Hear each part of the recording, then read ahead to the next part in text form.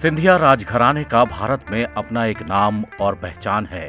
अब चाहे बातें आजादी के पहले की हो रही हों या बाद की, सिंधिया परिवार का अपना एक वजूद रहा है।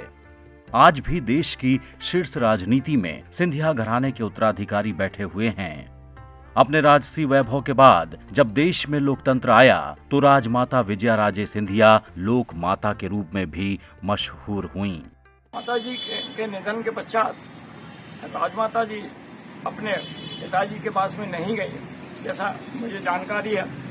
और उनका बालकाल शिक्षा सागर में ही जो कन्या महाविद्यालय या कन्या स्कूल है वहाँ पे हुआ, और यहीं पे टोटल उनका बालकाल युवा अवस्था यहीं पे हुआ।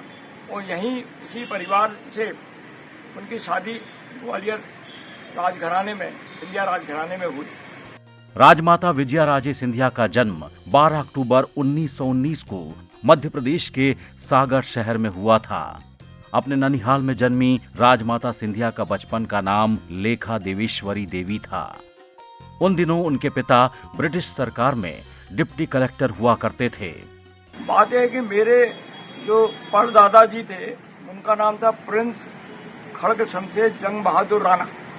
वो नेपाल से सागर में आकर के बसे। उनके साथ में उनके 3 पुत्र और 5 पुत्रियां सागर आए। क्योंकि हमारा राणा हमारा नेपाल का उपनाम या हम जिसको टाइटल कहें वो है। अदरवाइज हम लोग सिसोदिया राजपूतों में से आते हैं और हमारे यहाँ पे शादियां राजपूतों में होती हैं। देवेश्वरी बहुत खूबसूरत थीं। ग्वालियर राजघराने के महाराज जीवाजी राव सिंधिया ने 1942 में जब उन्हें मुंबई के ताज होटल में पहली बार देखा तो पहली ही नजर में उनको पसंद कर शादी का फैसला लिया। जीवाजी राव और देवेश्वरी देवी की शादी को लेकर काफी विरोध हुआ, लेकिन जीवाजी राव ने सभी विरोधियों को ताक पर रखकर देवेश्वरी देवी से शादी की और विजयाराजे सिंधिया नाम दिया। यहीं से लेखा देवेश्वरी देवी का सफर विजयाराजे सिंधिया के रूप में शुरू हुआ। ये सफर राजमाता से लोक माता तक गया। राजतंत्र में उन्हें राजमाता का दर्जा हासिल हुआ। इनका जन्म 12 अक्टूबर 1919 को सागर के नेपाल हाउस या नेपाल पैलेस के नाम से भी जाना जाता है, वहां पर हुआ था।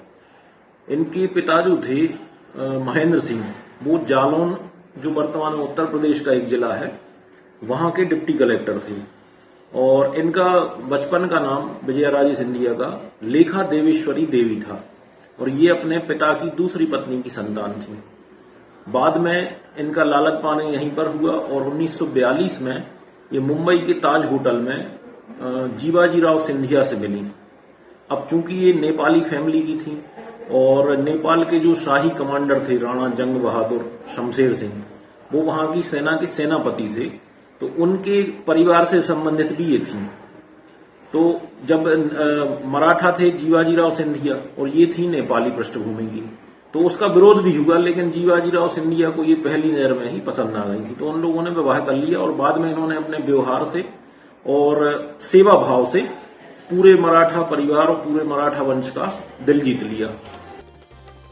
15 अगस्त 1947 को जब देश आजाद हो गया तो राजशाही खत्म हो गई।